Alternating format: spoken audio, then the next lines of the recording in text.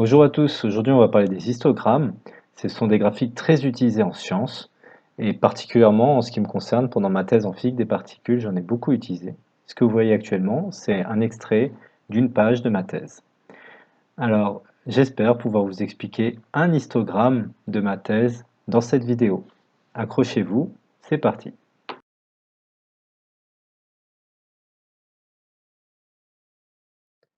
Donc un histogramme, ça va permettre de représenter une statistique en colonnes, c'est pour ça qu'on l'appelle aussi diagramme en colonne.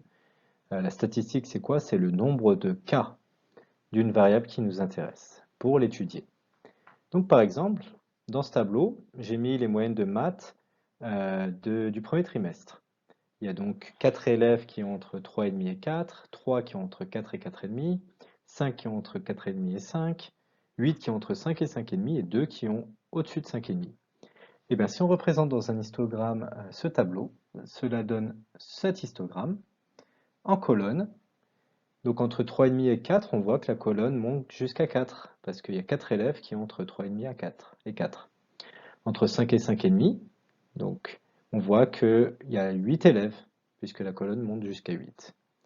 Donc dans l'axe horizontal, dans l'axe des abscisses, on a la variable, là c'est la moyenne de maths, et dans l'axe vertical, l'axe des ordonnées, on a la statistique, le nombre de cas. Combien d'élèves ont des notes dans la catégorie en question de la variable. Donc entre 3,5 et 4, 4 et 4,5, etc. Je suis très heureux maintenant de vous présenter quelque chose qui vient de ma thèse. C'est rare les fois où je peux le faire avec mes élèves, puisque les histogrammes sont énormément utilisés en sciences. Donc là, par exemple, vous avez un histogramme issu de ma thèse de l'expérience K2K, une expérience japonaise. Donc la variable qui nous intéresse là, c'est l'identification de la particule. C'est un nombre.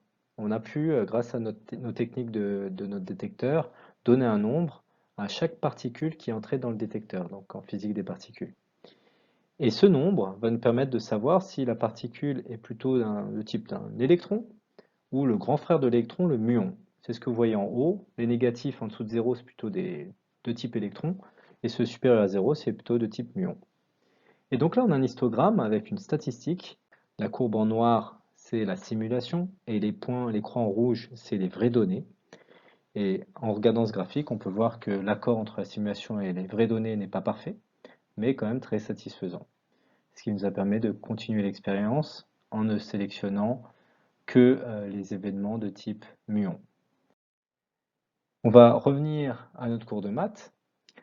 Voici les statistiques des moyennes du deuxième trimestre en mathématiques. On voit qu'il y a plus d'élèves qui ont des très bonnes notes.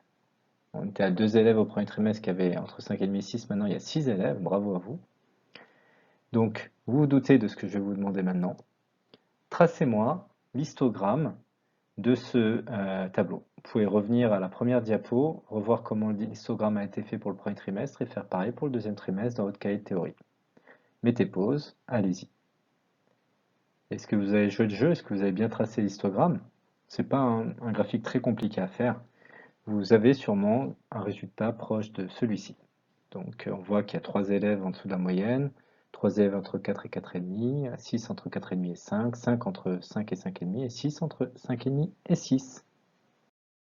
Donc vous avez vu que les histogrammes sont finalement faciles à tracer, qu'on les retrouve pour faire des statistiques des cours de maths, pour faire des thèses en physique des particules. Aujourd'hui, on est en mars 2020, donc pour ceux qui regarderont les vidéos dans le passé, à cette époque, on regardait tous les histogrammes du nombre de cas du coronavirus. J'espère que ça sera loin derrière nous quand mes futures classes regarderont cette vidéo. Et dans tous les cas, quelle que soit la situation, n'oubliez pas d'allumer vos cerveaux.